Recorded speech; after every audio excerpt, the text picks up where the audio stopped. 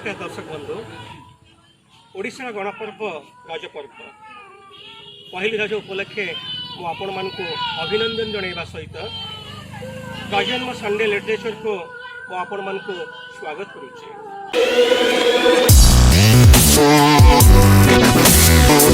नमस्कार। आज पहली रज ए उपलक्षे आपण मान समस्त को मोर हार्दिक अभिनंदन। बंधुगण साहित्य भितर एते असहिष्णुता कहीं विशेषकर ओडिया साहित्य भितर आधिपत्य अधिक देखा मिले। आम कौन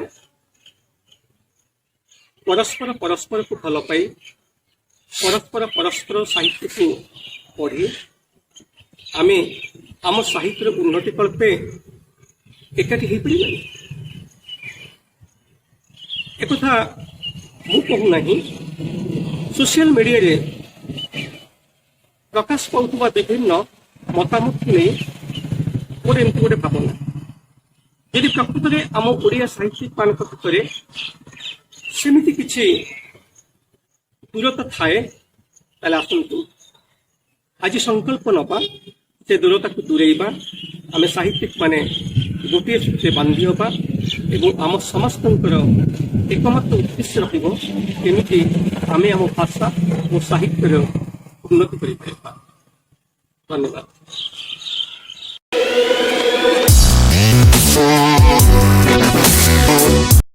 आज संख्याटी को आम तीनोटी भाग विभक्त करिछु। प्रबंध घर, कविता घर, गल्प घर एवं रज उपलक्षे एक विशेष कविता पहली रज। आसंतु प्रथमे देखिबा क्षीरचंद्र बेहेरा द्वारा आलोचना करा जाइथिबा प्रबंध।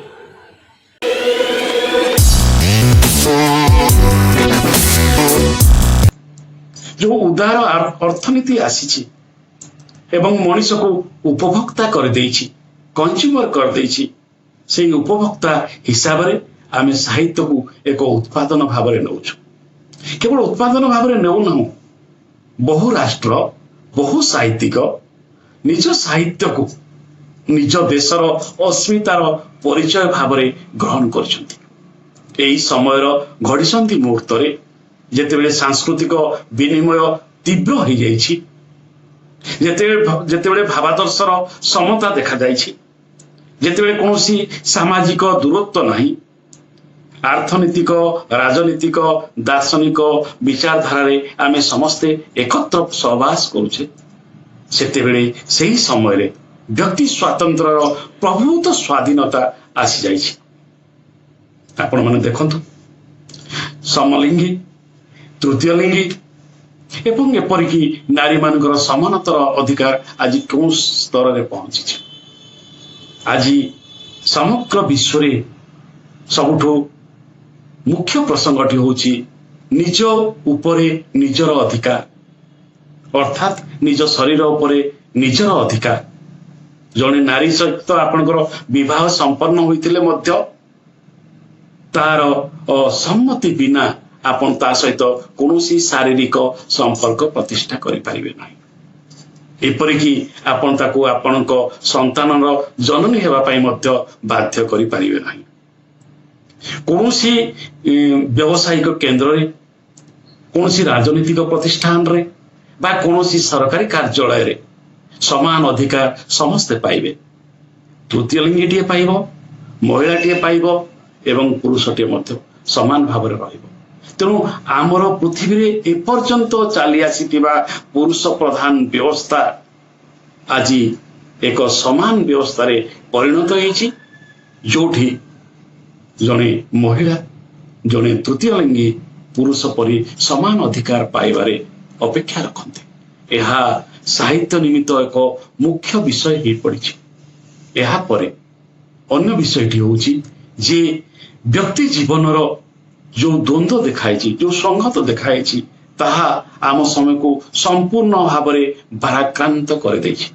ସବୁଠୁ ବଡ଼ ବିଷୟଟି ହେଉଛି ଯେ ଆର୍ଥିକ ସ୍ୱଚ୍ଛନ୍ଦତା ଆସି ସାରିଲା ପରେ ସମସ୍ତେ ନିଜକୁ ସ୍ୱାତନ୍ତ୍ର୍ୟ, ନିଜକୁ ସ୍ୱାଧୀନ, ନିଜକୁ ମୁକ୍ତ ଭାବରେ ବିଚାର କରୁଛନ୍ତି।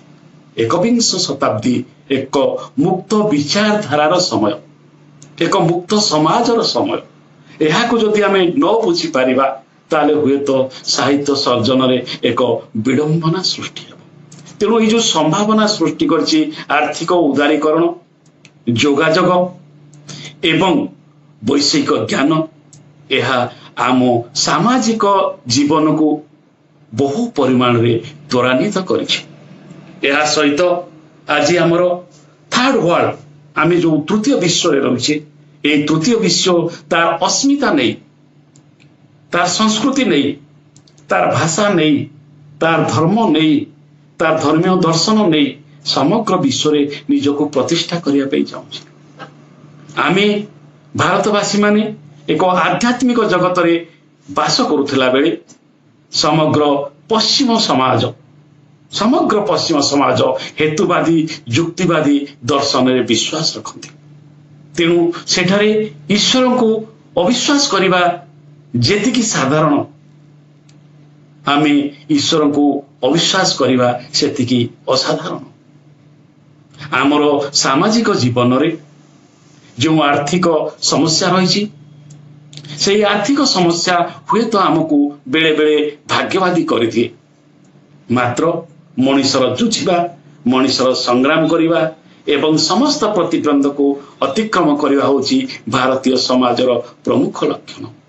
ତେଣୁ ଆଜି ଯେଉଁ ବହୁ ପ୍ରସ୍ତୀୟ ସାମାଜିକ ଜୀବନ, ପାରିବାରିକ ଜୀବନ ଏବଂ ବ୍ୟକ୍ତି ଜୀବନ ଆମେ ଅତିବାହିତ କରୁଛେ, ତାହାର ଅଭ୍ୟନ୍ତରକୁ ପ୍ରବେଶ କରି ଆଜିର ସାହିତ୍ୟ ସେହି ଅଭ୍ୟନ୍ତରରେ ଥିବା ଦୁର୍ବଳତାକୁ, ଅନ୍ଧକାରକୁ ଉଦ୍ଭାସିତ କରିବା ପାଇଁ ଚେଷ୍ଟା ରଖୁଛି। ତେଣୁ ହୁଏତ ଅମାବାସ୍ୟାର ଚନ୍ଦ୍ରର କାଉ ଆଜି ଆମ ସମସ୍ତଙ୍କ ଭିତରେ ବିଚରଣ କରୁଛନ୍ତି। ସବୁ ମଣିଷ ଭିତରେ ଭଲ ଥାଏ, ମନ୍ଦ ଥାଏ, ପାପ ଥାଏ, ପୁଣ୍ୟ ଥାଏ। ତେଣୁ ପୁଣ୍ୟ ଅପେକ୍ଷା ପାପର ଉଦ୍ଘାଟନ ଆଜି ଏକବିଂଶ ଶତାବ୍ଦୀର ପ୍ରମୁଖ ବୈଶିଷ୍ଟ୍ୟ ହୋଇ ରହିଛି, ପ୍ରମୁଖ ଆଦର୍ଶ ରହିଛି। ତେଣୁ ଲେଖକଟିଏ ଯେତେବେଳେ ଲେଖିବା ପାଇଁ ଯାଉଛି, ସେ ସନ୍ଧାନ କରୁଛି, ସେ ଖୋଜୁଛି, ସାମାଜିକ ଉପସର୍ଗ ଗୁଡ଼ିକୁ ଦେଖୁଛି, ତା ଭିତରେ ତା ପଶ୍ଚାତରେ ରହିଥିବା କାରଣ ଗୁଡ଼ିକୁ ଅନୁଶୀଳନ କରୁଛି। ଅତୀତ, ବର୍ତ୍ତମାନ ଓ ଭବିଷ୍ୟତକୁ ସେ ତଉଲୁଛି ଏବଂ ତଉଲିଲା ପରେ ଯେଉଁ ସଂଶ୍ଳେଷଣଟି ପାଉଛି, ଯେଉଁ ସାରାଂଶଟି ପାଉଛି, ତାହାକୁ ସେ ତାର ନିଜ ହାତ ଗଢ଼ା ଚରିତ୍ରମାନଙ୍କ ଭିତରେ, କାହାଣୀ ଭିତରେ ସେ ତାକୁ ରୂପାୟିତ କରୁଛି। ତେଣୁ ଆଜିର ବହୁ ପ୍ରସ୍ତୀୟ ସାହିତ୍ୟ ମାନବ ଜୀବନର ରହସ୍ୟକୁ ଉଦ୍ଘାଟନ କରିବା ପାଇଁ ସମର୍ଥ ହେଉଛି। ତେଣୁ ଏକବିଂଶ ଶତାବ୍ଦୀର ମଣିଷ ଆଉ ପୂର୍ବର ମଣିଷ ନୁହେଁ। ଏକବିଂଶ ଶତାବ୍ଦୀର ସମାଜ ପୂର୍ବର ସମାଜ ନୁହେଁ। ଏକବିଂଶ ଶତାବ୍ଦୀର ପରିବାର ଏକ ନୂତନ ପରିବାର। ଏହି ନୂତନ ସମାଜ, ନୂତନ ପରିବାର ଓ ନୂତନ ବ୍ୟକ୍ତି ଚେତନାକୁ ଉଦ୍ଘାଟନ କରିବା ପାଇଁ ଆଜିର ଏକବିଂଶ ଶତାବ୍ଦୀର ଲେଖକ ପାଇଁ ଏକ ବଡ଼ ଆହ୍ୱାନ ହୋଇଯାଇଛି।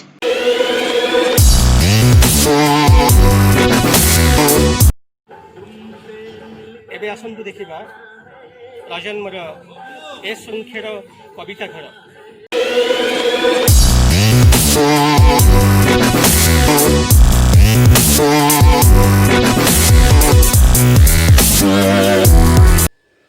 ଅନେକ ବାଟ ଚାଲି ଆସିଲା ପରେ, ଅନେକ ବାଟ ଚାଲି ଆସିଲା ପରେ ପୁଣି ଖୋଜୁଛି ସେଇ ବାଟ, ପୁଣି ଖୋଜୁଛି ମୁଁ ସେଇ ବାଟ, ଯେଉଁ ବାଟ ମୋତେ ଏତେ ବାଟ ନେଇ ଆସିଲା।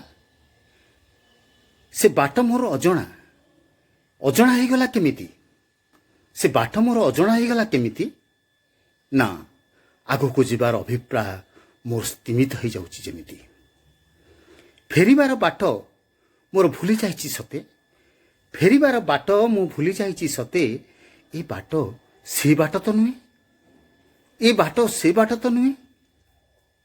କେତେ ବାଟ ଭେଳି ଭେଳି ନ ଜାଣିଥିବା ବାଟରେ ପାଦ ପକାଇ ମୁଁ ଚାଲି ଆସିଲି ଏତେ ବାଟ। ଜଣା ନାହିଁ ମୋତେ ମୋ ଫେରିବାର ବାଟ, ଜଣା ନାହିଁ ମୋତେ ମୋ ଫେରିବାର ବାଟ। ଏଠି ସେଠି ଅନ୍ଧ ଗଳି, ଅନ୍ଧର ଗହ୍ୱର ଏବଂ 52 ବଜାର 53 ଗଳି। ଏଠି 52 ବଜାର 53 ଗଳି, ଗଳି ଭିତରେ ମୁଁ ଏକଲା ଖୋଜୁଛି ମୋ ବାଟ। ବାଟ କାହିଁ, ବାଟ କାହିଁ, ବାଟ ଖୋଜିଲେ ବି ମିଳେ ନା। ପାଦ ଥକିଗଲାଣି ଅଥଚ ବାଟ ସରୁନି, ପାଦ ଥକିଗଲାଣି ଅଥଚ ବାଟ ସରୁନି। ଏ ବାଟର ଦୋଷ ବା କ'ଣ, ଏ ବାଟର ଦୋଷ ବା କ'ଣ? ମୁଁ ଏବେ ଡହଳ ବିକଳ, ବାଟ ଖୋଜା ମୋର ସରୁନାହିଁ। ମୁଁ ଏବେ ଡହଳ ବିକଳ, ବାଟ ଖୋଜା ମୋର ସରୁନାହିଁ। କେଉଁ ବାଟରେ ଆସିଥିଲି ମୁଁ, ମୋର ବି ମନେ ନାହିଁ। କେଉଁ ବାଟରେ ମୁଁ ଆସିଥିଲି ମୋର ବି ମନେ ନାହିଁ। ଫେରିବି କେମିତି, ଫେରିବି କେମିତି ମୁଁ? ମୋ ଘରୁ ଏ ବାଟ କେତେ ଦୂର, ମୋ ଘରୁ ଏ ବାଟ କେତେ ଦୂର? ପାହାଡ଼ ପର୍ବତ ନଈ ନାଳ ଡେଇଁବାକୁ ହେବ ସତେ ମୋତେ। ଜୀବନରେ ଅସରନ୍ତି ବାଟ, ଜୀବନର ଅସରନ୍ତି ବାଟ ଖୋଜିବାକୁ ହେବ ମୋତେ। ଦିଗ୍ବଳୟ ଛୁଇଁବା ଯାଏ ପାଇଯିବ କ'ଣ ସତରେ ମୋ ବାଟର ଠିକଣା? ପାଇଯିବି କ'ଣ ମୋ ସତେ ବାଟର ଠିକଣା? ତୁମ ପାଇଁ ରଜ ଆଣେ ନୂଆ ସାଜ, ନୂଆ ସ୍ୱପ୍ନ ଖିଲିପାନ ଗୀତ ଝଲମଲ, ଆଖି ସାରା ଉନ୍ମାଦନା ସୁଖଙ୍କ ପହଣ୍ଡି। ମୋ ସ୍ମୃତିରେ ରଜ ଆଣେ ବୋଝ ବୋଝ ଲୁହ, ମୋ ସ୍ମୃତିରେ ରଜ ଆଣେ ବୋଝ ବୋଝ ଲୁହ। ସାଉଁଟିଲା ବେଳେ ଗାଥା ସାରେଗାମା, ତୁମ ଦିଆ ଝାଉଁଳା ଗୋଲାପ ଏବଂ ମିଠା ଚିଠି। କବାଡ଼ି ଓ ବୋହୁଚୋରି, ଲୁଡ଼ୁ ତାସ ପାଲି, ଗାଁ ଲାଗେ ଆଜିକାଲି ଅଚିହ୍ନା ଅଚିହ୍ନା। ଯାଇ ମୁଁ ପାରେ ନା ଡେଇଁ ଦୁଃଖଙ୍କ ଏରୁଣ୍ଡି, ଯାଇ ମୁଁ ପାରେ ନା ଡେଇଁ ଦୁଃଖଙ୍କ ଏରୁଣ୍ଡି।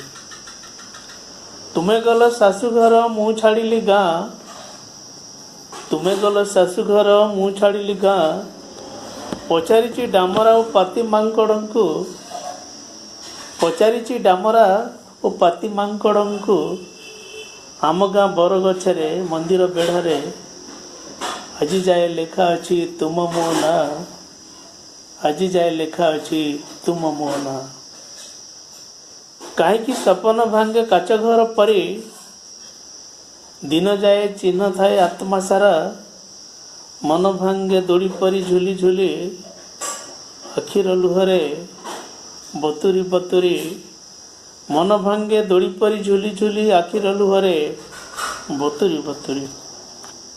କଳ୍ପନା କି ବାଟବଣା ବାଲିଗାଏ ବୈରାଗ୍ୟ ଗଜଲ, କଳ୍ପନା କି ବାଟବଣା ବାଲିଗାଏ ବୈରାଗ୍ୟ ଗଜଲ। କଂକ୍ରିଟ ଜଙ୍ଗଲ ତଳୁ ଦିଶେ ନାହିଁ କାହା ମୁହଁ ଲଜ୍ଜା ନମ୍ର ହସ। ପଣତର ମହକ ପାଦର ପାଉଁଜି, ପଣତର ମହକ ପାଦର ପାଉଁଜି। ଚତୁରୀ ଭାଉଜ ଥଟା ମମତାର ଅଲିଭା ମଶାଲ, ଚତୁରୀ ଭାଉଜ ଥଟା ମମତାର ଅଲିଭା ମଶାଲ। ଯେତେ ବି ପିଇଲେ ଲୁହ ଉଠ ଦେଇ, ଯେତେ ବି ପିଇଲେ ଲୁହ ଉଠ ଦେଇ। ଲିଭେ ନାମ ବିରହର ନିଆଁ, ପବନ ବି ନିଦାରୁଣ, ପବନ ବି ନିଦାରୁଣ। ଜାଣେ ନା ସେ ଅନ୍ତରଙ୍ଗ ଦୁଃଖଙ୍କ ଠିକଣା, ଜାଣେ ନା ସେ ଅନ୍ତରଙ୍ଗ ଦୁଃଖଙ୍କ ଠିକଣା। ଏକାନ୍ତରେ ବଳୁଥାଏ ଦେହ ସାରା ଛୁଆଁର କିମିଆ, ଏକାନ୍ତରେ ବଳୁଥାଏ ଦେହ ସାରା ଛୁଆଁର କିମିଆ। ଧନ୍ୟବାଦ। ମୋ ବୋଉର ପଣତ କାନି, ମମତାର ଭୁରୁ ଭୁରୁ ବାସ୍ନାରେ ମହକୁଥାଏ ମୋ ବୋଉର ପଣତ କାନି। ମମତାର ଭୁରୁ ଭୁରୁ ବାସ୍ନାରେ ମହକୁଥାଏ ମୋ ବୋଉର ପଣତ କାନି। ମଲ୍ଲି ଜୁଇ ଯାଏ ତୀବ୍ର ବାସ୍ନା ଠାରୁ, ମଲ୍ଲି ଜୁଇ ଯାଏ ତୀବ୍ର ବାସ୍ନା ଠାରୁ। ଆହୁରି ଲଳିତ ମଧୁର ମୋ ବୋଉର ପଣତ କାନି, ଆହୁରି ଲଳିତ ମଧୁର ମୋ ବୋଉର ପଣତ। ମାୟାଜାଲର ସ୍ୱପ୍ନ ମହଲ ପରି, ମାୟାଜାଲର ସ୍ୱପ୍ନ ମହଲ ପରି ମୋ ବୋଉର ପଣତ କାନିରେ ମୋ ଜୀବନ ପଡ଼ିଛି ଗଲା, ମୋ ବୋଉର ପଣତ କାନିରେ ମୋ ଜୀବନ ପଡ଼ିଛି ଗଲା। କେଉଁ ସାତସିଆ ମହିଳା ବୁଝୁଟିଆ ଚିରାମିରା ଶସ୍ତା କସ୍ତା, କେଉଁ ସାତସିଆ ମହିଳା ବୁଝୁଟିଆ ଚିରାମିରା ଶସ୍ତା କସ୍ତା। କିମ୍ବା ଦାମୀ ଝିରିମିରି ପାଠପତରିରେ ଅନୁଭବ କରେ ନିଧି, କିମ୍ବା ଦାମୀ ଝିରିମିରି ପାଠପତରିରେ ଅନୁଭବ କରେ ନିଧି ପ୍ରତି ଅପୂର୍ବ ସୁଖ ଶାନ୍ତି, ଅପୂର୍ବ ସୁଖ ଶାନ୍ତି। ଏ ବୋଉର ପଣତ କାନି, ଏ ମୋ ବୋଉର ପଣତ କାନି। ସେଥିରେ 7 ଦରିଆ 13 ନଈରେ ସେଥିରେ 7 ଦରିଆ 13 ନଈର ବନ୍ଧା ହୋଇ ରହିଛି ମୋ ଜୀବନ କାହାଣୀ। ହୋଇପାରେ ସେ ତ ଲହୁଣୀ ଓ ସିଙ୍ଗାଣୀରେ ବୋଝା, ହୋଇପାରେ ସେ ତ ଲହୁଣୀ ଓ ସିଙ୍ଗାଣୀରେ ବୋଝା, ମୋ ଦେହର ଧୂଳିମାଟି ବୋଝ ଦ୍ୱାରା ସେ ପୁଣିତେ ଭରି ରହିଛି ଶ୍ରଦ୍ଧାପ୍ରୀତି। ମୋ ବୋଉ ଚିରା ମହିଳା ପଣତ କାନିକାରେ ଅବା ସସ୍ତା କସ୍ତା ବାଟ ପଦାନି ଆଡ଼ୁଆଡ଼ରେ, ମୋ ବୋଉର ଚିରା ମହିଳା ପଣତ କାନିକାରେ ଅବା ସସ୍ତା କସ୍ତା ବାଟ ପଦାନି ଆଡ଼ୁଆଡ଼ରେ କଟି ଯାଇଛି ମୋ ବାଳୁତ ଜୁଆ, କେତେ ଖରା କେତେ ବର୍ଷର ଅଝଟ ତାପଣ ତ ବୁଡ଼ାଇଛି ମତେ, କେତେ ଖରା କେତେ ବର୍ଷର ଅଝଟ ତାପଣ ତ ବୁଡ଼ାଇଛି ମତେ, ତାପଣ ତ ଆଡ଼ୁଆଡ଼େ ରହି ପିଇଛି ମୋ ଅମୃତ ସୁଧା, ଛାତି ଚିରି ସବୁ କିଛି ସମର୍ପିଛି ତାପଣ ତ କାନି ଆଉ ଶୁଖିଲା ବା ଓଦା, ଛାତି ଚିରି ସବୁ କିଛି ସମର୍ପିଛି ତାପଣ ତ କାନି ଆଉ ଶୁଖିଲା ବା ଓଦା। କେତେ ଅନ୍ଧାରର ଭୟକୁ ଦୂରେଇଛି ତା ଛାତିରେ ଲେପେଟି, କେତେ ଅନ୍ଧାରର ଭୟକୁ ଦୂରେଇଛି ତା ଛାତିରେ ଲେପେଟି, ଘୋଡ଼େଇ ତା ପଣତରେ କୋଳେଇ ନେଇଛି ମତେ, ଘୋଡ଼େଇ ତା ପଣତରେ କୋଳେଇ ନେଇଛି ମତେ ତା ଚରଣର ପେଟରେ।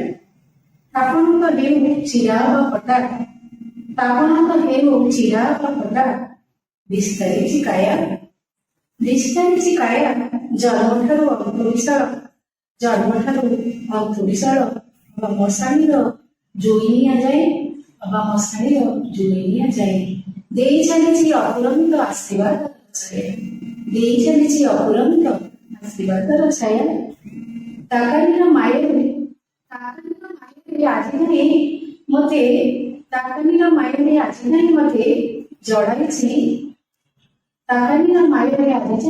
ଜଡ଼ାଇଛି, ମୋ ବୋଉର ପଣତ କାନି। ନମସ୍କାର, ଧନ୍ୟବାଦ।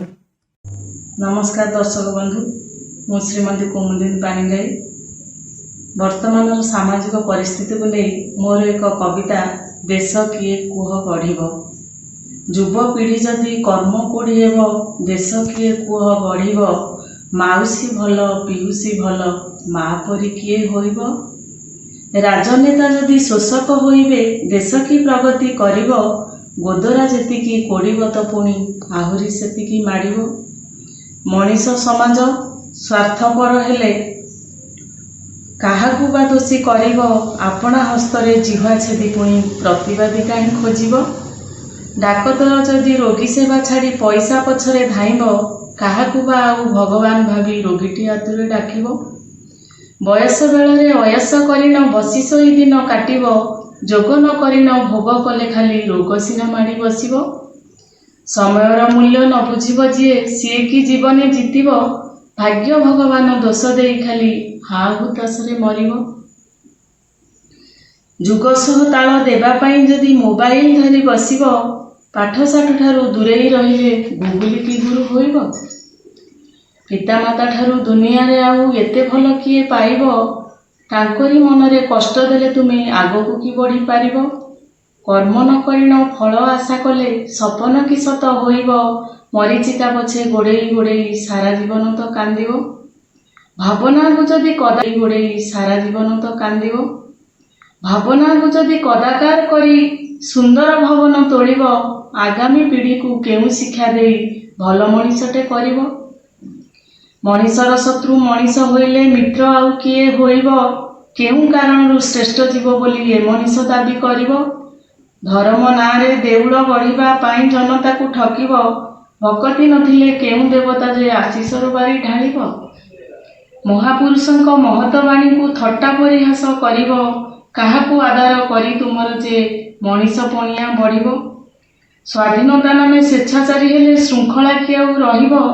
ଶୃଙ୍ଖଳା ବିହୀନ ସମାଜ କି କେବେ ପ୍ରଗତିର ସ୍ୱାଦ ଚାଖିବ। ବିଲବାଡ଼ି ସବୁ ପଡ଼ିଆ ପଡ଼ିଲେ ଭୋକର ଦାଉ କି ମେଣ୍ଟିବ। ଯେତେ ଧନୀ ଯେତେ ମହାଜନୀ ହେଲେ ଟଙ୍କା କି ଖାଇକି ବଞ୍ଚିବ। ସଂସ୍କୃତି ନାଁରେ ଅପସଂସ୍କୃତିକୁ ଆପଣାର ଯଦି କରିବ, ପୂର୍ବ ଗୌରବ ପୂର୍ବ କୀରତି ଆଉ କି ସମାଜେ ଫେରିବ। ଆମ ପରିବେଶ ଆମକୁ ତ ଆଜି ସୁସ୍ଥ ରଖିବାକୁ ପଡ଼ିବ, ନହେଲେ ଏ ସୃଷ୍ଟି ଆଗାମୀ ଦିନରେ ନିଶ୍ଚୟ ତ ଧ୍ୱଂସ ହୋଇବ। ଗୁରୁ ଗୁରୁଜନ ଆଶିଷ ନଥିଲେ ଜୀବନ କି ସୁଖ ଲଭିବ। ତାଙ୍କ ସେବା କରି ଜୀବନ କାଟିଲେ ଅଚିରେ ବିପଦ ଟଳିବ। ଆଜି ଯିଏ ଶିଶୁ କାଲି ପରା ସିଏ ଦେଶ ଭବିଷ୍ୟତ ଗଢ଼ିବ। ଭଲ ଶିକ୍ଷା ସିନା ସମାଜ ପାଇଲେ ଭଲ ମଣିଷଟେ ହୋଇବ। ଆଉ କେହି ଭଲ ହେଉ ବା ନ ହେଉ ନିଜକୁ ତ ଭଲ କରିବ। କାହାରି ଅନିଷ୍ଟ ନ କରି ଜୀବନେ ଆଗକୁ ଆଗକୁ ଚାଲିବ। ସମୟ ଆସିବ ଶତ୍ରୁ ମିତ୍ର ହେବେ ଦୁନିଆ ତୁମକୁ ଝୁରିବ। ସୁକର୍ମ କରିଲେ ବିଳମ୍ବ ହେଲେ ବି ସୁଫଳ ତୁମକୁ ମିଳିବ। ଧନ୍ୟବାଦ। ନମସ୍କାର, ମୁଁ ସମୀର କୁମାର ବେଉରା। ମୋର କବିତାର ନାଁ ଆଉ ଥରେ ଆସିବ କି ତୁମେ, ଆଉ ଥରେ ଆସିବ କି ତୁମେ କଟକ ମୋତେ ଦେଖା କରିବାକୁ, ଆଉ ଥରେ ଆସିବ କି ତୁମେ କଟକ ମୋତେ ଦେଖା କରିବାକୁ।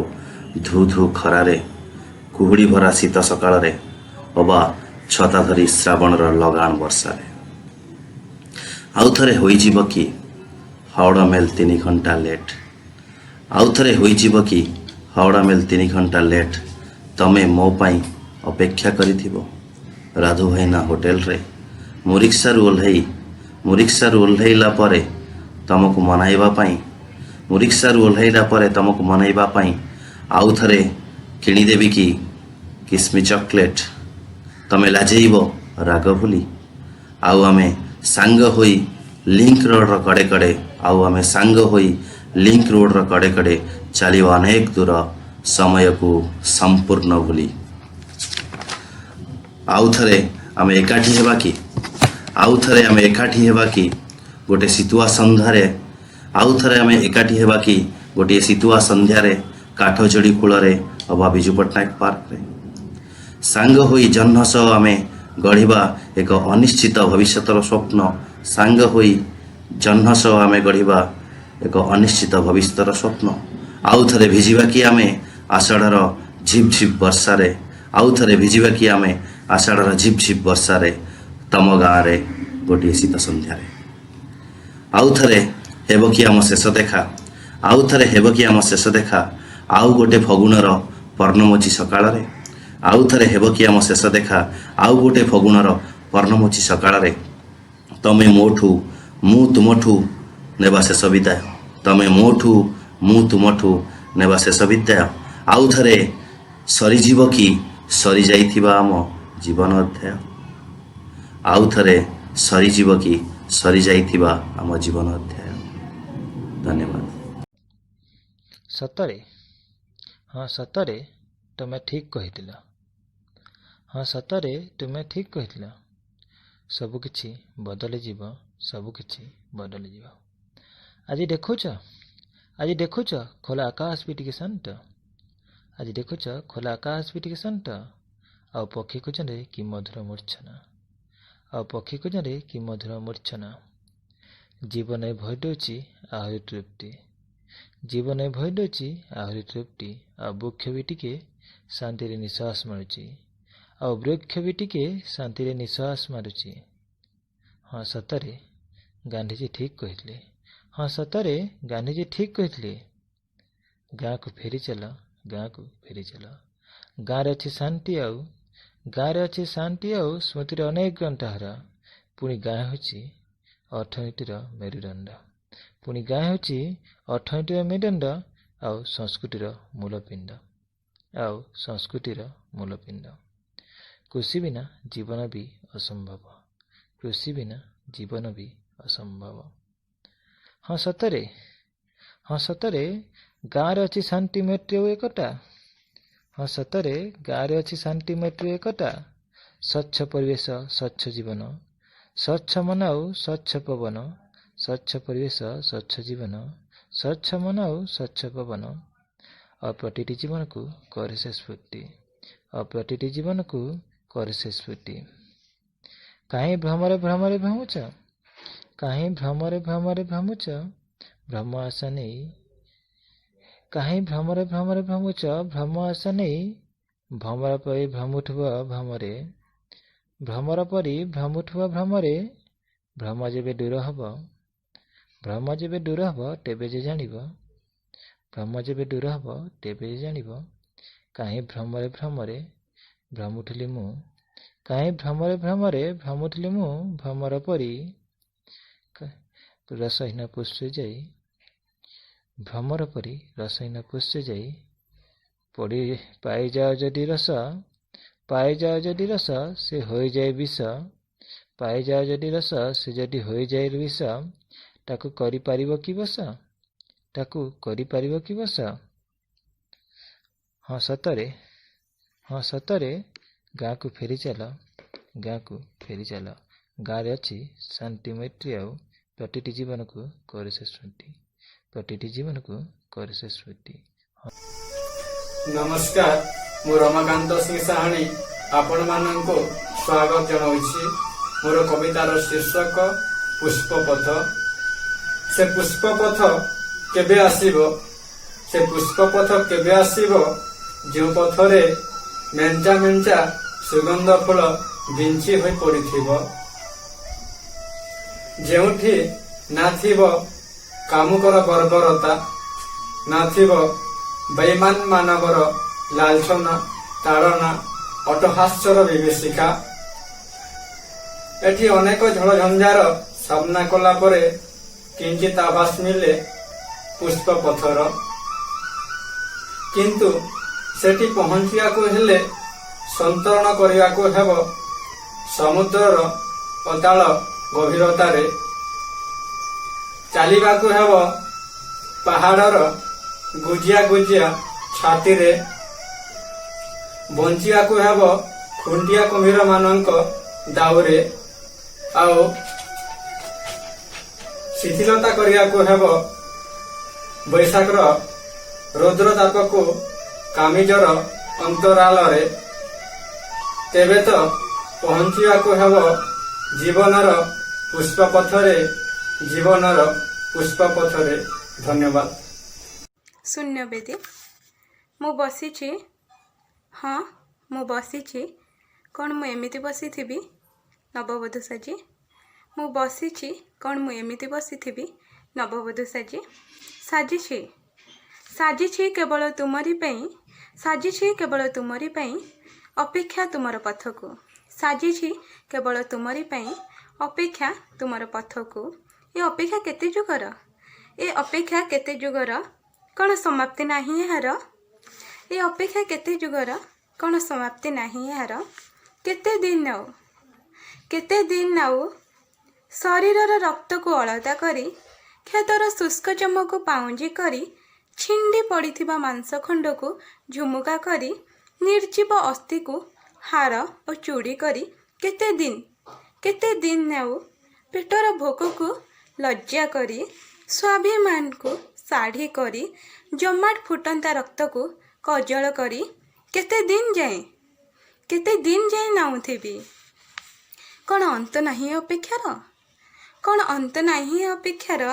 ଚିରଦିନ ଢାଳୁଥିବି ଲହୁକୁ ଘୃତ କରି, ଚିରଦିନ ଢାଳୁଥିବି ଲହୁକୁ ଘୃତ କରି, ମେଞ୍ଚା ମେଞ୍ଚା ଲହୁର ଜମାଟରେ, ମେଞ୍ଚା ମେଞ୍ଚା ଲହୁର ଜମାଟରେ ଯଜ୍ଞପି ହେଲାଣି ନିଷ୍ପନ୍ନ, ମେଞ୍ଚା ମେଞ୍ଚା ଲହୁର ଜମାଟରେ ଯଜ୍ଞପି ହେଲାଣି ନିଷ୍ପନ୍ନ।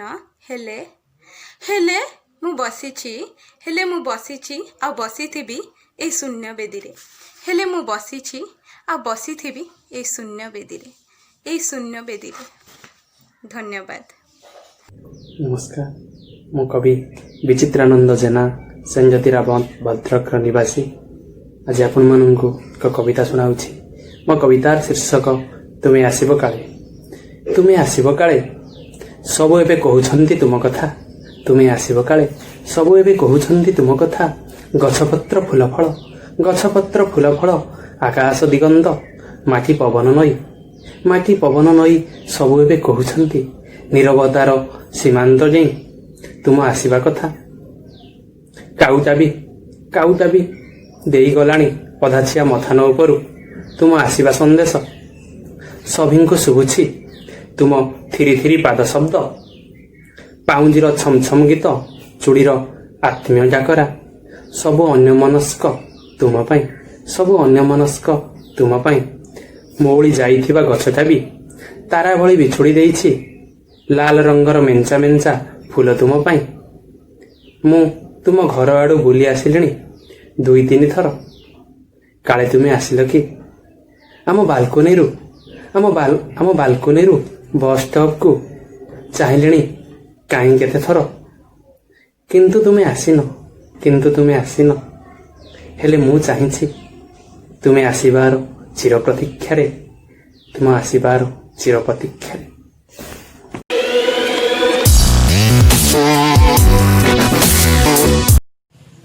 ଆସନ୍ତୁ ଏବେ ଦେଖିବା ଏ ସଂଖ୍ୟାର ପ୍ରଜନ୍ମର ଗଳ୍ପଧର।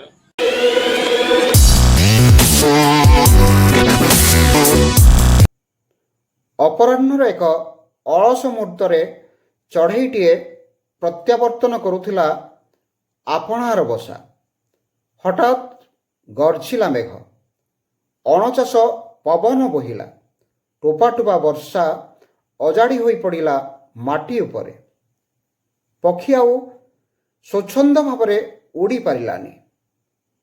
ତା କ୍ଷୁଦ୍ର ଅବୟବରୁ ଦୀର୍ଘଶ୍ୱାସଟିଏ ବାହାରି ଆସିଲା। ଓଃ, ଆହୁରି ଅନେକ ଦୂରକୁ ଯିବାକୁ ହେବ ଯେ। ବିଜୁଳି ଚମକୁଥିଲା। ପକ୍ଷୀର ଉଡ୍ଡୀୟମାନ ପଥରେ ବରଗଛଟିଏ ଆକାଶକୁ ଡାଳ ଲମ୍ବେଇ ଛିଡ଼ା ହୋଇଥିଲା। ପକ୍ଷୀର ଦୁର୍ଦ୍ଦଶା ଦେଖି ତା ମନରେ ଟିକିଏ ଦୟା ଆସିଲା। ସେ ଡାଳ ଦୋହଲାଇ ପକ୍ଷୀକୁ କହିଲା, ଆରେ ହେ, ଏ ବରଷାରେ ଭିଜି ଭିଜି ଲକ୍ଷ୍ୟସ୍ଥଳରେ ପହଞ୍ଚିବାକୁ ଦୁର୍ବାର ଆସ୍ପର୍ଦ୍ଧା କରୁଛୁ କାହିଁକି? ବେଶୀ ଦୂରକୁ ତୁ ତ ଉଡ଼ି ଯାଇପାରିବୁନି। ମୋ ଡାଳରେ ବରଂ ବସିଯା ଟିକିଏ। ବରଷା କିଛି କରିପାରିବନି ତୋତେ। ପବନ ଦାଉସା ଦିଲେ ମୋ କୋରଡ଼ରେ ରହିଛି ତୋ ପାଇଁ ଅଭୟ ଆଶ୍ରା। ପକ୍ଷୀକୁ ଟିକିଏ ଭରସା ଆସିଲା। ସେ ଉଡ଼ିବା ଛାଡ଼ି ବଟବୃକ୍ଷର ଗହଳ ଡାଳରେ ନିଜକୁ ଟିକିଏ ସୁରକ୍ଷା ଦେବାକୁ ମଣିଲା। ଧୀରେ ଧୀରେ ଘୋଟି ଆସିଲା ଅନ୍ଧାର। ମାଟିରୁ ଆକାଶ ଯାଏ ଛାଇଗଲା କଳାର ପରଦା। ଚଢ଼େଇକୁ ସେଦିନ ନିଦ ଆସିଲାନି। ରାତି ଅଧରେ ତାକୁ ଲାଗିଲା ଭୋକ। ସେ ଖାଦ୍ୟ ଖୋଜିଲା। ଡାଳରେ ଝୁଲୁଥିଲା ପକ୍ୱ ଫଳ। ସେ ସେଥିରୁ କେତୋଟି ଭକ୍ଷଣ କରି ଶୋଇଗଲା ଚିନ୍ତାଶୂନ୍ୟ ଭାବରେ। ପ୍ରାତରୁ ବର୍ଷାର ପ୍ରକୋପ ଆଉ ନଥିଲା। ସେ ନିଦ୍ରା ପରିତ୍ୟାଗ କରି ଡେଣା ଶୁଖେଇବାକୁ ଯାଇ ଅଦୂରରେ ଛିଡ଼ା ହୋଇଥିବା ଥୁଣ୍ଟା ଗଛ ଉପରେ ବସିଲା। ସ୍ୱଳ୍ପ ସମୟରେ ଡେଣା ଶୁଖନ୍ତେ ବରଗଛକୁ ଧନ୍ୟବାଦ ଦେବାକୁ ଯାଇ କହିଲା, ହେ ବୃକ୍ଷଶ୍ରେଷ୍ଠ, ମୁଁ ଆପଣଙ୍କ ପାଇଁ ଦୁର୍ଦ୍ଦଶାକୁ ଏଡ଼େଇ ଦେଇପାରିଲି, ହେଲେ କେବେ ଆପଣଙ୍କର ଋଣ ଶୁଝିପାରିବି କେଜାଣି? ବରଗଛ ଚଢ଼େଇ କଥାରେ ସ୍ମିତହାସ୍ୟ କଲା ଏବଂ ପ୍ରତ୍ୟୁତ୍ତର ଦେଲା, ତୁମେ ତ ମୋ ଋଣ ଶୁଝି ସାରିଛ।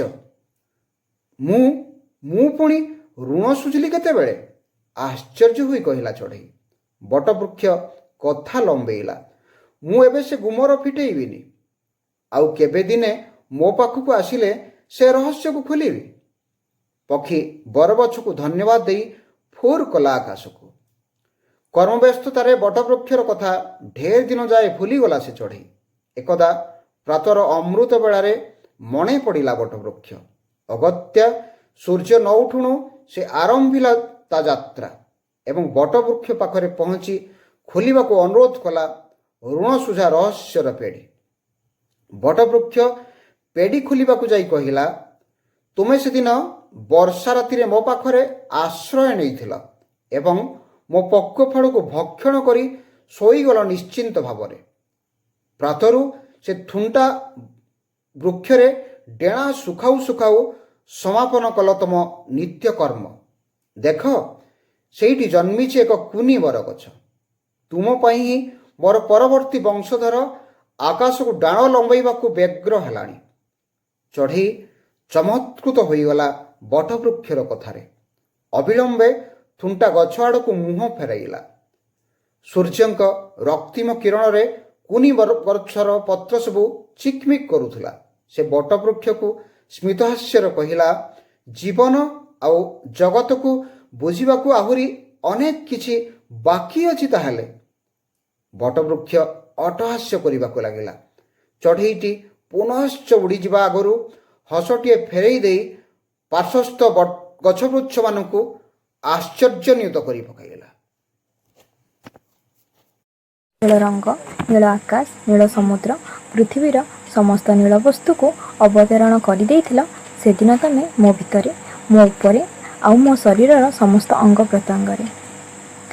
ତାପରେ ମୋ ନୀଳ ଆଖିରେ ନୀଳ ଅଞ୍ଜନ ବୋଳି ଦେଇ ମୋ ଗୋରାତକ୍ତ ଦେହକୁ ନୀଳ ଶାଢ଼ୀର ଆସ୍ତରଣରେ ସଜେଇ ଦେଇ ତମେ ଚାହିଁ ରହିଥିଲ ଅପଲକ ଦୃଷ୍ଟିରେ। ତମେ ଯେବେ ମୋ ହସ ହସ ମୁଦ୍ରାର ସାମୁଦ୍ରିକ ଭୂଇଁକୁ ଦେଖି ଖୁସି ହେଇଯାଅ ନା, ସେତେବେଳେ ତମର ସେଇ ଖୁସିମୟ ଉଦ୍ଦାମତା ସହିତ ନୀଳ ସମୁଦ୍ର ନୀଳ ଢେଉ ସଞ୍ଚରିଯାଏ କଳକଳ ଛଳ ଛଳ ଶବ୍ଦ ତୋଳି। ମୁଁ ବୁଝିପାରେନି ତମକୁ ନୀଳ ରଙ୍ଗ କାହିଁକି ଭାରି ଭଲ ଲାଗେ। ତମ ସହିତ ଯେବେ ପ୍ରଥମେ ଦେଖା ହୋଇଥିଲା ମୁଁ ସେଦିନ ନୀଳ ଶାଢ଼ୀଟିଏ ପିନ୍ଧିଥିଲି। ତମେ ମୋତେ ଅବ୍ୟକ୍ତ ପ୍ରଲୋଭନରେ ବାରମ୍ବାର ଦେଖି ଚାଲିଥିଲ। ସେ ପ୍ରଲୋଭନ ଭିତରେ ସେଦିନ ମୁଁ ଅଗଣିତ ନୀଳ ନିମନ୍ତ୍ରଣକୁ ପ୍ରତ୍ୟକ୍ଷ କରିଥିଲି। ତାପରେ ମୋ ଦୃଷ୍ଟି, ମୋ ଜୀବନ, ମୋ ଚର୍ଚ୍ଚା, ମୋ ରୁଚିବୋଧ କ୍ରମଶଃ ନୀଳ ତୃଷ୍ଣା ପ୍ରତି ଆକୁଳ ହୋଇ ଉଠିଥିଲି। ମୁଁ ବି ମୋ ସଫଳ ସତ୍ତାରେ ନୀଳତ୍ୱକୁ ଲୋଡ଼ି ଚାଲିଥିଲି। ତାପରେ ମୋ ନୀଳ ତୃଷ୍ଣାରେ ଅହରହ ପରିପ୍ଲାବିତ ହେଲି। ସବୁଠି କେବଳ ନୀଳ ଆଉ ନୀଳକୁ ଅନୁସନ୍ଧାନ କରି ଚାଲିଲି, ସଜେଇ ଚାଲିଲି ନୀଳ ରଙ୍ଗରେ ନିଜକୁ, ଆଉ ଶେଷରେ ତମ ପାଇଁ ମୁଁ ହେଇଗଲି ନୀଳକଇଁ। ପ୍ରଥମେ ଯେବେ ତମେ ମୋତେ ନୀଳକଇଁ ବୋଲି ଡାକିଥିଲ ମୁଁ ସେଦିନ ମୃଦୁମନ୍ଦ ହସ ହସି ତମଠାରୁ ଚାଲି ଯାଇଥିଲି ସତ, କିନ୍ତୁ ମୁଁ ନିଜକୁ ତମଠାରେ ସେଦିନ ସମର୍ପି ସାରିଥିଲି, ପ୍ରତିଶ୍ରୁତି ଦେଇ ସାରିଥିଲି ତମର ହେବାକୁ, ହଜେଇ ସାରିଥିଲି ନିଜକୁ, ନିଜର ଅସ୍ତିତ୍ୱକୁ ତମର ସେ ନୀଳମଖା ନୀଳ ନୀଳ ନୀଳଜ୍ୟୋତ୍ସ୍ନା ଗର୍ଭେ।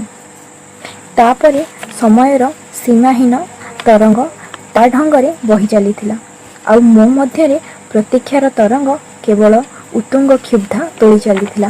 କ୍ରମଶଃ ମୁଁ ଜାଣିପାରିଲି ନୀଳ ତରଙ୍ଗ ନୁହେଁ, ବରଂ ସମ୍ପୂର୍ଣ୍ଣ ମାନସିକତା ତମର ନୀଳ ଗରଳରେ ଭରା। ତାପରେ ମୁଁ ବୁଝିପାରିଥିଲି ତମ ମିଛ ନୀଳ ରୁଚିବୋଧକୁ। ତାପରେ ନୀଳକଇଁ ଧରି ନେଇଥିଲା ସେ ନୀଳାକାଶ ଆଡ଼େ ହାତ ପ୍ରସାରି ଜହ୍ନର ନୀଳ ଜ୍ୟୋତ୍ସ୍ନାରେ କେବେ ସ୍ନାନ କରିପାରିବ ନାହିଁ। ନୀଳକଇଁ ବୁଝି ନେଇଥିଲା ଜହ୍ନ କେବଳ ଏକ ମିଛ ପ୍ରହେଳିକା, ପ୍ରହସନରେ ଭରା ତାର ସମସ୍ତ ନୀଳ ଜ୍ୟୋତ୍ସ୍ନା। ସେ ଏକ ମାୟାମୟ ଭ୍ରାନ୍ତି ବିଭୀଷିକା।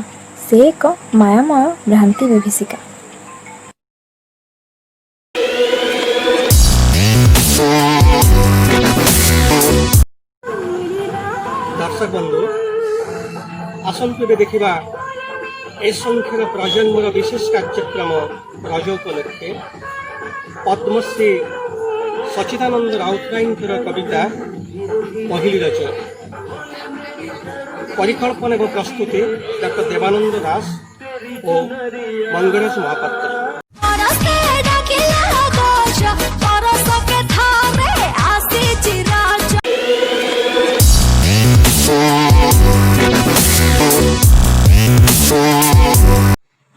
ସମୟ ବୁଡ଼ିଲା ମଠେଇ ପୂର୍ବ ଆକାଶେ ଫୁକିଆ ତରା, ହେଙ୍ଗୁ ଅଳତାରେ ଚିତା କେଲେ ପିଲା ସରଗ ଦୁଆରେ ଆଜି ପରା। କା କା କା ତିନି ଥର କୁଆ ପ୍ରତି ଦୁଆରେ ତ ଗଲାଣି ଡାକି, ଯେ ଯାର ଉଠିଲେ ଆଖି ମଳି ମଳି ନିଦରେ ବୃଲତା ରହିଛି ଲାଖି। ଚାରିଆଡ଼େ ବେଗେ ଶୁଭିଲା ଚହଳ ହୁରି ଶବଦରେ ଉଛୁଳେ ସାହି, ବରଷକେ ଦିନେ ଆଜିର ଷାଠି ଜଗତେ ଏହାର ତୁଳନା ନାହିଁ। ମେଳ ହୋଇ ସବୁ ଗାଁର କୁଆଁରୀ ସ୍ନାନ ସକାଶେ ଚଳିଲେ ଧୀରେ, ଶରତର ଧଳା ବଳକା ଧାଡ଼ିଏ ଭାସିଯାଏ ଅବା ଆକାଶ ତୀରେ। ଗୌରୀ ଚାଲଇ ସଭିଙ୍କ ଆଗରେ ଗଣି ଗଣି ନିକି ପକାଏ ପାଦ, ଆଦ ନଖ ତାର ଧୂଳିରେ ଲୁଚିଛି ବଇଁଶୀରେ ଅଛେ ଅଧେକି ଛାନ୍ଦ। ଥିରି ଥିରି ଲାଜେ ଚାଲେ ସେ ତର ସେ ସମତାଳେ ଲଘୁ ଚରଣ ଚାଳି, ଚିବୁକ ମିଶିଛି ଉଳଜେ ତାହାର ଶ୍ରମ ଝାଳ କଣା ଅଳପେ ଢାଳି। ଶୈଳ ଅନୁପେ ବନ ବିତି ଛାଇ ପଡ଼ି ମିଶିଛି କି ହୋଇ ସମାନ, ତେସନ ତାହାର ଘନ କେଶ ଛାୟା ସୁଠାମ କପାଳ ଆଦରେ ଜାଣ। ତା ପଛେ ଚାଲଇ ମାଣିକ ଝଟତି ଝୁଣ୍ଟି ଶୋଣିତରେ ଭସାଇ ପଥ, ଉଚ୍ଛନ ସେ ବଡ଼ ସାପର ଆଜି ମାନୁ ନାହିଁ କାର ବାରଣ ସତ ଗୋଡ଼କୁ ଗୋଡ଼ ତା ବାଜି ସେ ଘାସେ ପଡ଼ି ପଡ଼ନ୍ତାଣି କେତେ ଥର ଯେ ଜାଣେ ପଛୁତା ତରାଟ ଧଳି ସମାଳ ବଡ଼ ହୁସିଆର ପକା ସେ ଜଣେ ଏଡ଼େ ଖର ଖରି ଟୋକି ସେ ଚତୁରୀ ଛଟକେ ବଚନ ହୁଏ କହଇ ହାଣି ଦିଶୁ ନାହିଁ ବାଟ ଆଗରେ ଯେ ପଥ ହରିଣୀ ନୟନା ହଳ ପକାଣି ଆନକି ଭାସେ ବିଜୁଳି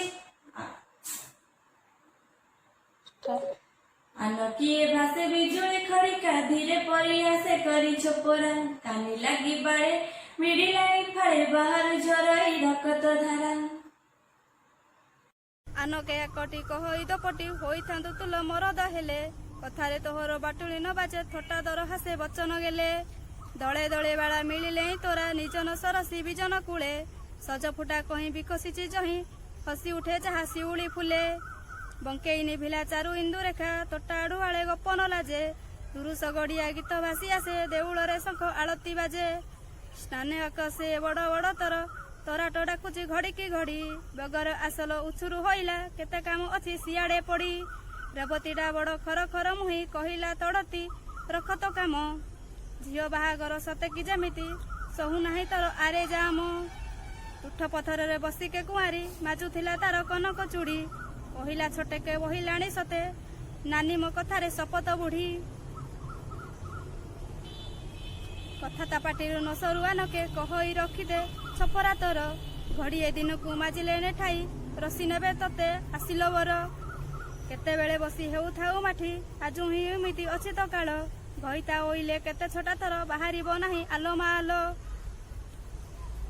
ପାରିଜାତ ଦୂରେ ଛାତିଏ ପାଣିରେ ଶୁଣୁଥିଲା ସବୁ ନିରେବେ କଥା ତର ତର ହୋଇ ବାହାରି ପଡ଼ିଲା ଚିପୁଳ କାନିରେ ପୋଛିତେ ମଥା ତାର ଦେଖା ଦେଖି ସଭିଏ ବଗରେ ଗାଧୋଇ ପାଧୋଇ ଫେରିଲେ ଘରେ ହସଇ ରହର ଖେଳଇ କପଳେ ବଚନ ନ ଧରେ ଜବା ଅଧରେ ସଭିଏ ଫେରିଲେ ଓଦା ବାସ ଚଢ଼ି ଶୀତୁଳ କେଶ ତା ଚରମେ ଲୁଟେ ଓଦା ବସନର ସ୍ରୋତ ବକାଶେ ଜାନୁ ଯୌବନ କାହାର ଫୁଟେ ମାଣିକଟା ଏଡ଼େ ତର ତରି ସତେ ନ ମାନିବ ସେ ତ କାହାରି ବୋଲ ଆକଟି କହିଲେ ଓଲଟା ଜବାବେ ପିଟିବ ଉଚ୍ଚାରେ ନ ଡରି ଢୋଲ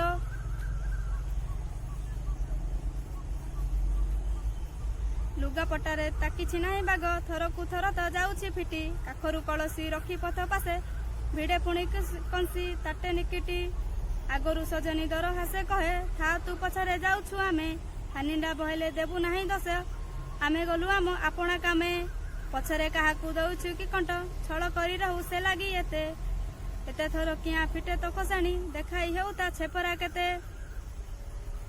ଚୋରଗଳ ବଡ଼ ବଡ଼ିଆ ଭରଟା ଅଧାର ବସିଛି ବାଟରେ ଜଗି ଅଭିଡ଼ା ଟୋକିଟା ଏତେ ଛୋଟା କିଆଁ ଚେତିବୁ ଶେଷରେ ନିଜଲ ଭୋଗୀ ମାଣିକ ରାଗର ଝପଟି ବେଗରେ ପଛରୁ ଅଟାରି ଥରେ ତା ଖୋସା ମଲି ମଲି ବୋଲି ସହି ଛାଡ଼େ ହୁରି ନହେଲେ ପଛକେ ଆଜି ଏ ଉଷା ଏସନ ସମୟେ ଆନ କାପଣ ତ ବାଡ଼ରେ ଅଟକି ଚିରିଲା ଫାଳେ ଅପବାଦ ଭୟ ପରମାଦ ଗଣି ବିଚାରି ପତିଲା ତଳକୁ ଭାଲେ ହସିକେ କହିଲା ରେନ ବଛଇଲା ଝୁରଇକେ ତତେ ଆଜଟି ଦୂରେ ନହଇଲେ କିମ୍ପାଇ ଚିରିତ ପଣତ ସତ କଥା ରାଣ କହିନୁ ତୁରେ ସଭିଏ ହସିରେ ଲାଗିଲା ଟାପରା ବିଚାରି ଭୁଇଁରେ ଗଲା କି ମିଶି ସଭିଏ ମୌନ ଯେଣୁ ଗଲେ ଦୂର ସାହିର ପହିଲି ଘରଟି ଦିଶି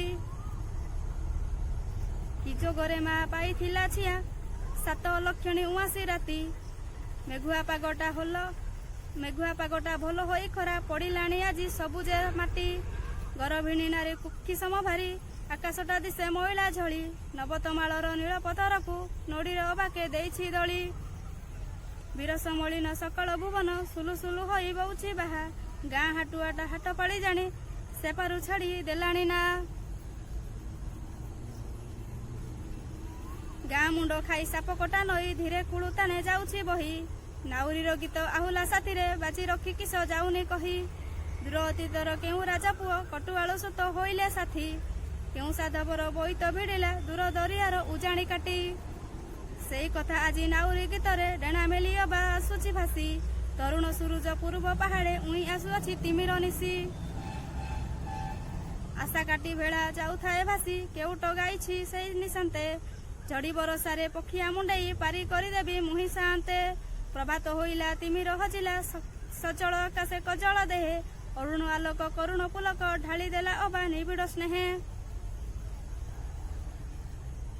ଋତୁମତୀ ବଧୁ ସମୟ ଧରଣୀ ମୁହଁରୁ ତୁଟିଛି ସକଳ ସିରି। ଅଝାଲ ଉହାଡ଼େ ଅଳସେ ଫୁଟିଛି ଅଳପ ଆଲୁଅ ବଉଦ ଚିରି। ଘରେ ଘରେ ଆଜି ବସିଅଛି ମେଳା ଆଜି ପରା ରଜ ବରଷ ପରେ। ଯୌବନ ତାର ପଦ୍ମ ତଳାକି ପଡ଼ିଅଛି ଆଜି ପ୍ରତି କାନରେ। ଧରଣୀର ମାଟି ଆଜି ପଡ଼େ ଫାଟି କ୍ଷିତି ଗନ୍ଧେ ପୁରି ଉଠିଛି ଦିଶ। ମାଟିର ସ୍ତନ୍ୟ ପୃଷ୍ଠ ଏଣେ ତୃଣ ସମୀରଣ କାନେ କହୁଛି କିସ। ମାଟିରେ ଧରା ରଜବତୀ ଆଜି ଯୌବନ ତାର ଆସିଛି ଫେରି। ପରଶକେ ଥରେ ଆସିଛି ପରାସେ ନ ଆସିଲେ ପରି ସରଗ ସିରି। ଋଷି ଋଷି ପାଶେ ଆସିଛି କିସାସେ ଛପି ଛପି ତାର ରୂପର ଚୋର। ପରାଣେ ଯାଉଛି ଅତି ବିଚକ୍ଷଣ ଅପୂର୍ବ କିବା ପିରତି ଡୋର। ରୂପରେ ସେ ଧରା ପିଇକି ମଧୁରା ଉଚ୍ଚାଟ ହୁଅଇ ଅଧୀର ଆଜି। ଆସିଛି ନବ ଯୌବନ ଅଚକିତେ ନବ ଜୀବନ ରାଜ। ପୁରେ ପୁରେ ଆଜି ଲାଗିଛି ଉତ୍ସବ ଠାବେ ଠାବେ ବସେ କୁମାରୀ ସଭା। ଝିନ ଉଡ଼ାଣର ଛିନ ଆଡ଼ୁଆଳେ ଝରି ଦିଶେ ଚାରୁ ସଜଡ଼ ଗଭା। ଚରମେ କାହାର ଗାରୁଡ଼ି ସମ ମରୁତ ଖେଳାଏ ସାପର ବେଣୀ। ଭିରୁ ଭୁରୁ କାର ଭଙ୍ଗିରେ ଜିଣଇ ହେଲାରେ ଏକାଠି କୋଟିଏ ଏଣି। କିଏ ସେ ପାରିଛି ଅତି ଯତନରେ ନବ କେତକୀରେ ଆପଣ ଚୂଡ଼ା। କିଏ ସେ ଖୋଜିଛି ସତ କହିଁ ପୁଅ ଆନକେ ଖଞ୍ଜିଛି କୃଷ୍ଣ ଚୂଡ଼ା। କାହାର ନିତମ୍ବ ଗୁରୁ ଭାରେ ଭରେ ମଲି ମଲି ରାବ ଛଡ଼ାଇ ବାସ। ସୁରୁ ଉରୁଜକୁ ଚାରୁ ପିତପଟ କାହାର ନ ରଖି ଲଭଇ ତ୍ରାସ। ମରୁଣା ବାହୁ ପଟେ କାହା ପଳୟ ଦ୍ୱିତୀୟ ଜନର ସଭାକୁ ହରେ। କପଳରେ କାର କସ୍ତୁରୀ ବିନ୍ଦୁ ଗଳା ଗୋରଚନା ସାଥିରେ ଜଳେ। ସାଣ ତାର ବାରି କାହାର ନୟନ କଜଳର କୋଷେ ଆବରି ରଖେ। ଚନ୍ଦନ ଲେଖା ସିନ୍ଦୁର ମଖା ଚିତ୍ର କାହାର ପୀର ବଖେ। ମୃଦୁବନ କଳା ଅତି କୌଶଳା କେବର ଯୁବତୀ ଦୂରକୁ ଚାହିଁ। କୁମାରୀ ଜୀବନ ସୁନା ସିରି ଭାଳି ଗୋପନେ ବୁହାଏ ଅଶ୍ରୁ ନଈ।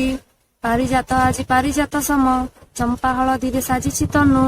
ହରିତ ବସଟେ ସାଜିଅଛି ଦେହ ବାଳରେ ଖସିଛି ନିଆଳି ବନୁ। ମାପି ଦେଲା ପରି ସରୁ ପଦ ବେନି ଗୋଳା ଅଳତାରେ ଦିଶୁଛି ତୋରା।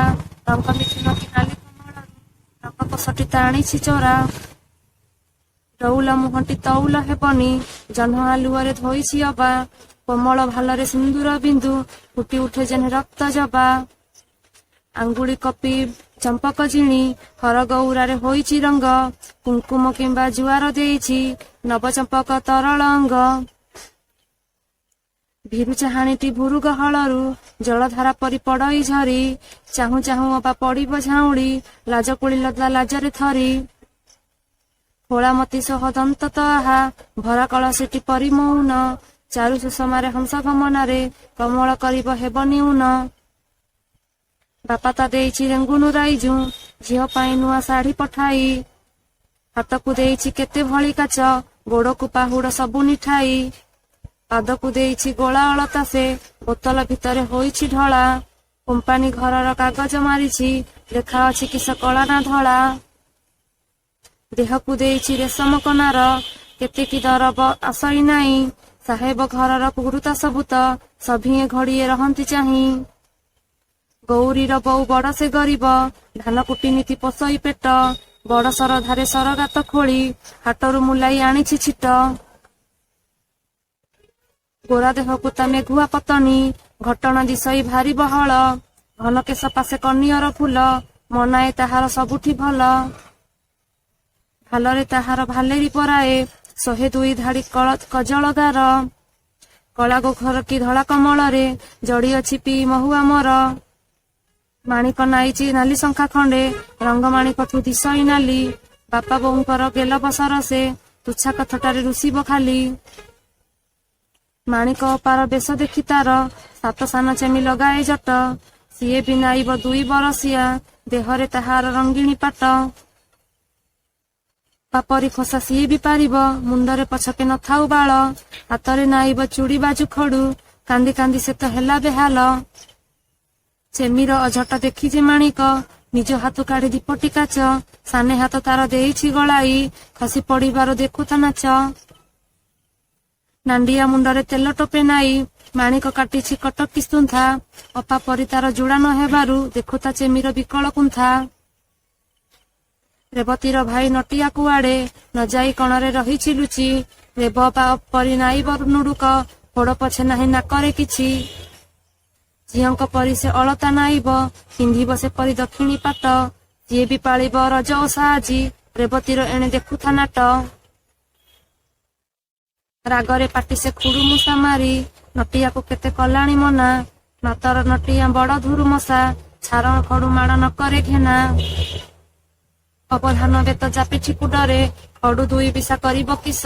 ହଜମ କରିବା ଦୁଇଟା ପାହାର ଅତି ତୁଚ୍ଛ କଥା ମୋଡେ ସେ ନିଶ। ସଜବାଜ ସାରି ଏକଜୁଟ ହେଲେ ଖେଳ ହେବ ପୁଣି କାଞ୍ଜିଆ ଗାତ।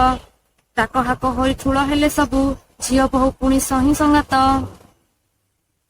ଖେଳିବା ଆଗରୁ ଯେଝା ବେଶ ଯିଏ ଆନକୁ ଦେଖାଏ କଳ କୁଶଳେ। ନିଜ ଦେହ ଲାଗି ଭଲ ଦରବଟି କେତେ ପରକାରେ ଦେଖାଏ ଛଳେ। ମାଣିକ ହାତର କାଚ ଦୁଇ ମୁଠି ସବୁଠୁ ଘଟଣ ସବୁଠୁ ତୋରା। ମରୁଆ ଅପାକୁ ଦେଖାଇବ ବୋଲି କେତେ ପାଞ୍ଚ ମନେ କରେ ସେ ପରା। ବଡ ଚତୁରୀ ସେ କହିଲା ଗେଲେଇ ଗଙ୍ଗା ଜଳ ଆଗ ଦେଖିଲଣି କି। ହାତ ପାପୁଲିରେ ଫୁଲ ଗୁନ୍ଥୁ ଗୁନ୍ଥୁ କଣ୍ଟାଟାଏ ଗଲା ଗଳି ମନେକି। ପିନ୍ଧଇ ଭାରି କହି ସାରି ହାତ ବଢାଇ ଦେଲା ସେ ଅତି ତ୍ୱରିତ। ଝଣ ଝଣ କାଚ ଝଟକି ଉଠିଲା ନେଳି ନାଲି କଳା ପୁଣି ହରିତ। ସଜନୀ ତାହାର ଚଲାଖିରେ ବଳେ ବୁଝି ସାରିଦେଲା ମୁହଁକୁ ପୋତି। ବଡ ଧୀରେ ସେ ତ ହଲିଲା ପାଣିକି ବଢାଏନି ଗୋଡ କେବେ କେମିତି। ତରାଟ ତାହାର ଖୁଡି ନଥପଟି ନାଇଛି ଚେତନେ ନାକରେ ତାର। ବଳ ଅଛା ତାର ଦେଖନ୍ତୁ ସଭିଏଁ ଝଟକେ କେଶନ ମତି ପଥର। ଆଖି ମଳି ମଳି ତେଣୁ ସେ କହଇ ଆଲୋଏ ବଉଳ ଦେଖି ଚୁଟିକି। ଆଖିରେ ମୋହର ପଡିଗଲା କିସ ଯାଇଥିଲି ଯେବେ ଆଜି ନଈକି। ଦେଖଣା ପରବ ଶେଷ ହେଲା ଆସି ସଭିଙ୍କ ମୁହଁରେ ନ ଧରେ ହସ। ଏକା ଗୌରୀଟି ସବୁଦିନ ପରି ହୋଇଅଛି ଠିଆ ମୁହଁ ବିରସ। ଗରିବ ଝିଅ ସେ ପାଇବ କାହୁଁଟି ଭଲ ପାଟ ଲୁଗା ଗହଣା ଅବା। ତେଣୁ ଏ ଗହଳୁ ରଖିଛି ସାଇତି ଆପଣାକୁ ଦୂରେ ନ ମାଡ଼ି ସଭା। ମାଣିକ ତା ଦେଖି ବଡ ସରଧାରେ ହାତ ଧରି ତାର ଆଣିଲା ଟାଣି। କହିଲା ଅଶୋକ ମନ ଦୁଃଖ କିଆଁ ସୁନାହାର ନିଜ ଗଳାରୁ ଆଣି। ଗୌରୀ ବେକରେ ନାଇ ଦେଲା ଧୀରେ କହିଲା ରାଣଟି ଖା ମୋ ମଥା। ନାଇ ଥା ଆଜି ଓଷା ଶେଷ ହେଲେ ଦେବୁ ପଛେ କାଲି ରଖ ମୋ କଥା। ଅଳପ ଲାଜରେ ହସି ସେ ବିଚାରି ଭୂଇଁକୁ ଅନାଇ କାଟିଲା ଗାର। ଆନର କରୁଣା ଆଜି ତା ଆଖିରୁ କାଢିଲା ସଜଳ ଅଶ୍ରୁଧାର। ବଡ଼ ସହଜରେ ଲୁହ ପୋଛି ଧୀରେ ନଖରେ ଖାଲି ସେ କୁଞ୍ଚେ କାନି। ମାଣିକ ତାହାକୁ ନେଲା ହାତ ଧରି ଦେବା ପାଇଁ ଦାନ ଖେଳରେ ଜାଣି। ତାହାପରେ ଖେଳ ହାରିଗଲା ପାର ଗୁଡ଼ ଖାଇଲା ଯେ ନପାରେ ଚାହିଁ। ଥଟାରେ କା କହେ ଆଜି ଓଷାଟାରେ ପିଠା ସଙ୍ଗେ ଦେବୁ ରଖିଥା ଖାଇ। ଅନେକେ କହଇ ଶାଶୁଘର ଗଲେ ଯୌତୁକ ନେବୁ ପାରିଆ ନାନୀ। ମତେ ଟିକେ ଗୁଡ଼ ଦେବୁଲ ପାରିଆ କହି ପୁଣି କେହୁ ଓଟାରେ କାନି। ଖେଳ ପରେ ପୁଣି ଗାଁ ବୁଲା ପାଳି ସରବେ ବେଗରେ ହୋଇଲେ ସଜ। ସବୁରି ହାତରେ ରଜପାନ ଆଜି ଅଳେଇଚ ଦାନା କେଡ଼େ ମଉଜ। ନିପଟ ନିଜନ ସାହି ବାଟୁଟାରେ ଗୋଟିକ ପଛରେ ଗୋଟିଏ ଚାଲେ। ସବୁରି ପଦରେ ଶୋଭଇ କଠଉ ଠକ ଠକ ଶୁଭେ ପ୍ରତି ପାହୁଲେ। କଠଉ ମୋଡ଼ରେ ଅକୁଶଳ ପଦ ଥର ଥର ଖସି ଭୂଇଁରେ ବାଜେ। କାଳେ କେ ଦେଖିବ ବୋଲି କେ ବେଗରେ ଜିଭକୁ କାମୁଡ଼ି ଝାଉଁଳେ ଲାଜେ। ମାଣିକ ଦିଅର ପଡ଼ିଲାଣି ତଳେ ଛନ୍ଦି ହୋଇ ପାଦ ଦରଜ ଭାରି। ଭୂଇଁରେ ଲାଗିବ ଚରଣ ପାଦୁକା ଛାଡ଼େ ନା ଦେଖ ମୋ ଜିଦିକୁ ତାରି। ଗାଁ ଝିଅ ମାନେ ବାହାର ହୁଅନ୍ତେ ସାହି ଟୋକାଙ୍କର ଲାଗିଲା ଭିଡ଼। କିଏ ପିଟୁଥିଲା ଖତ ବାରିଆଡ଼େ କିଏ ଛେଲୁଥିଲା ଅବା ପଇଡ଼। ଥୋକେ କଲିକତା ଫେରନ୍ତା ଭେଣ୍ଡିଆ ଭାଗବତ ଘରେ ଗଞ୍ଜପା ଧରି। କୋଟ ଉପରେ କାମିଜି ଚଢ଼ାଇ ଖେଳୁଥିଲେ କାହିଁ ମନ ନ କରି। ସଭିଏଁ ଆସି ଯେ ଦାଣ୍ଡ ମଝିଟାରେ ଚାହୁଁ ଚାହୁଁ ପରା ହୋଇଲେ ଜମା। କାଶିଆ ଦନେଇ ଅଜଗରା ଚେମା ଅଇଁଠା ସଦେଇ ପୁଣି ଧରମା। ସରବେ ଅନାଇ ମୁଚୁକି ହସରେ ଆଖି ଠାରି କେତେ ଦେଖାନ୍ତି ଠାଣି। କିଏ ସେ ମରଇ ଖଣ୍ଡିକାଶ ପୁଣି ଛିଙ୍କ ଆସେ ନାକୁ ବହୁଛି ପାଣି। ରାଇଜ ଯାକର ଶରଦ ଗରମ କାଶ ଛିଙ୍କ ଆସି ହେଲେ କରୁଣ୍ଡ। କିଏ ସେ ସାଉଁଳେ ବାଳ ପୁଣି କିଏ ଆଡ଼ ଚାହାଣିରେ ହଲାଏ ମୁଣ୍ଡ। ନାଗର ଠାଣିରେ କିଏ ମେଲେ ଗୀତ ଭଞ୍ଜ କବିଙ୍କର ବଜାର ବୋଲି। ଆନକେ ନିଜର ମୁହଁଟାକୁ ପୋଛେ ଝାଳ ନାହିଁ ମିଛେ ଲୁଗାରେ ଦଳି। ଏକାଦଶିଆଟା ପିଠା ଖାଇ ଆଳି ପେଟକୁ ଫୁଲାଇ ମାରେ ହାକୁଟି। ଲୁଚି ଲୁଚି ପଛୁଁ ଧାଇଁ ଆସି ଘରେ ଗୌରୀ ଗୋଡ଼କୁ ଦେଲା ଚିମୁଟି। ତାପରେ ତାହାର କଠଉ ଓଟାରି ଲଗାଇ ଦେଲା ତା ଗୋଡ଼କୁ ତଳେ। ସାଙ୍ଗ ପିଲାଙ୍କର ଦେଖୁ ତା କୁରୁଡ଼ି ହସି ହସି ଗଡ଼ି ଯାଆନ୍ତି ଭଳେ। ତରାଟ ପଛରୁ ଆଖିକୁ ତରାଟି ଦେଲା ତା ପିଠିକୁ ଗୋଇଠା ଏକ। ଏକାଦଶିଆର ମାଡ଼ ଦେଖି ତାର ସାଥିଏ ପଳାଇ ଗଲେ ସଳଖ।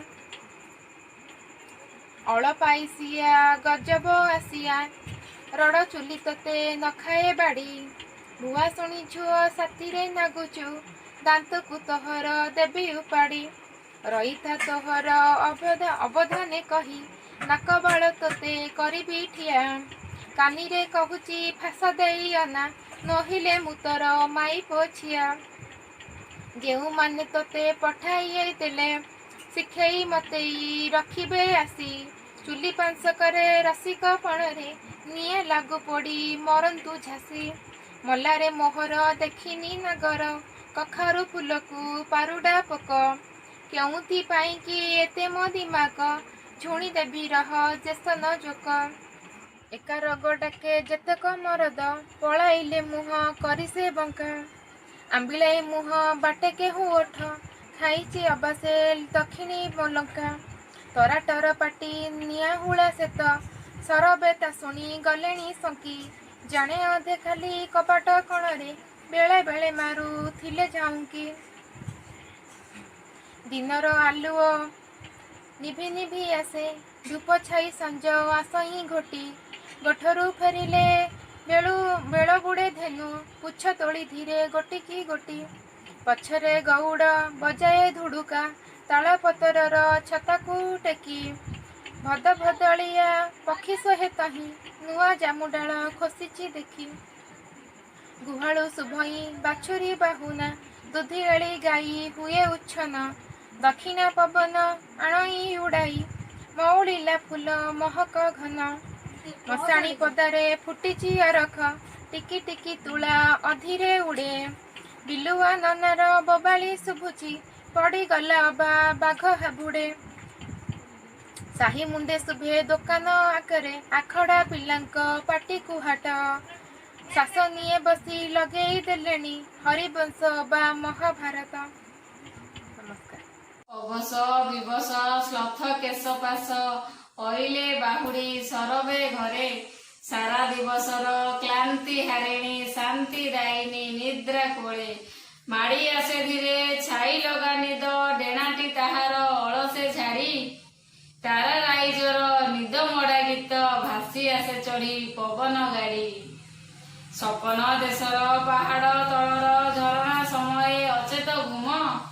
ଜହ୍ନ ଆଲୁଅରେ ମିଶିଯାଇ ହେଳେ ବୋଳିଯାଏ ତାର ଉଷୁମ ଚୁମ। ନୂଆ ଓଦା ମାଟି ଭିଆଏ କୁହୁକ ସପନ ରସରେ ଜୁଆଇ ଧରା। ସେବା ସେ ଲାଗିଛି ନିଶା ଦାମିନୀକୁ ଖାଲ ବିଲ ବଣ ନମାନେ ପରା। ନୂଆ ଯୌବନ ନିଶା ଯେ ଚଖାଇ ବାତୁଳ କଲାଏ କୁଆଁରୀ ଚିତ। ସପନ ତାହାକୁ ଦୁଇ ଗୁଣ କଲା ଶୁଣାଇ ତା ସବୁ ପାସୋରା ଗୀତ। ଆରଗାଁ ଶେଷରେ ଦିଶୁଛି ଆଲୁଅ କିଏ ସେ ବାଟୋଇ ଯାଉଛି କାହିଁ। ହାତେ ଲଣାଟଣ ଦୁକୁ ଦୁକୁ ଜଳେ ଜୁଳୁଜୁଳା ପୋକ ବୁଲୁଛି ଧାଇଁ। ଜମିଦାର ଘର କଚେରୀ ପିଆଦ ଆସୁଛି ଦେଖିଲେ ଲାଗେ ଛନକା। ପାଣ୍ଡିଆ ମାଟିରେ ଶୋଇଲେଣି କୁଆ ଆଦରିଲେଣି କେ ବନ ବନକା। ସଞ୍ଜପତି ଥୋଇ ଏରୁଣ୍ଡି ବନ୍ଧରେ ଘରର ଘରଣୀ ଗଲେଣି ଫେରି। ଚଉରା ମୂଳରେ କିଏ ବସି ଅପା ଜପେ ହରିନାମ ମାଳାଟି ଧରି।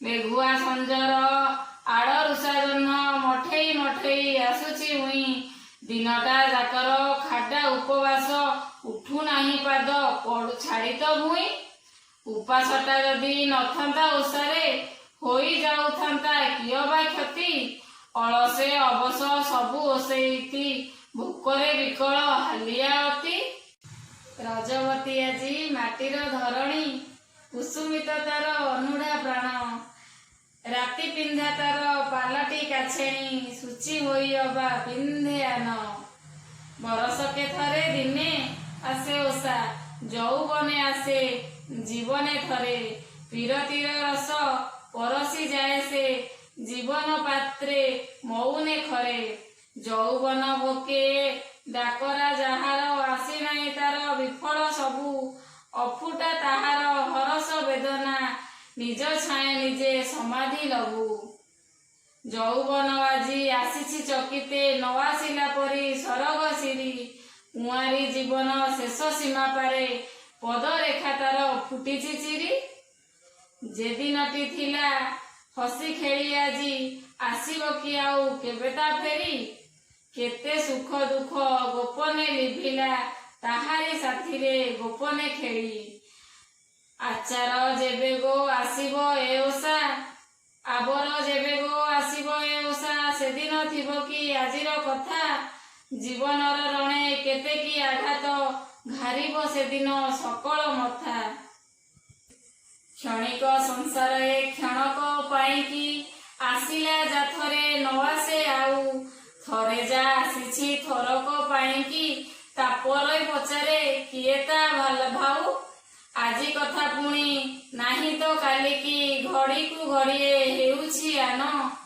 ଜଗତ ବ୍ୟବହାର ବୁଝିବା କଠିନ ସବୁ ଜୀବ ଚାଲି ଜାଣ ନ ଜାଣ ଆଜିର ଏ ରଜ ନ ଆସୁ ପଛକେ ଆଉ ଥରେ ଏହି ଧରଣୀ ପରେ ଥରେ ତ ଆସିଛି ରହିଥିବ ଲେଖା ଚିରଦିନ ଏହା ମରମ ତଳେ ଭୂଇଁ ଦଳନର ନିଶି ଭାଲ ପଟେ ବଙ୍କେଇ ନିଭେ ଦ୍ୱିତୀୟା ଇନ୍ଦୁ କୂଳ ବଧୂଚାରୁ ସୀମତେ ଅବା ନିଭେ ସିନ୍ଦୁର କନକ ବିନ୍ଦୁ ଡାକିଲାଣି ନିଶା ଆଉ ତ ଘଡ଼ିଏ ତାପରେ ପାଇବ ଆଜିର ରାତି ଆସିଥିଲା ଥରେ ବରଷକ ପରେ ଲୁଚିଯିବ ପୁଣି ଏ ସଂକ୍ରାନ୍ତି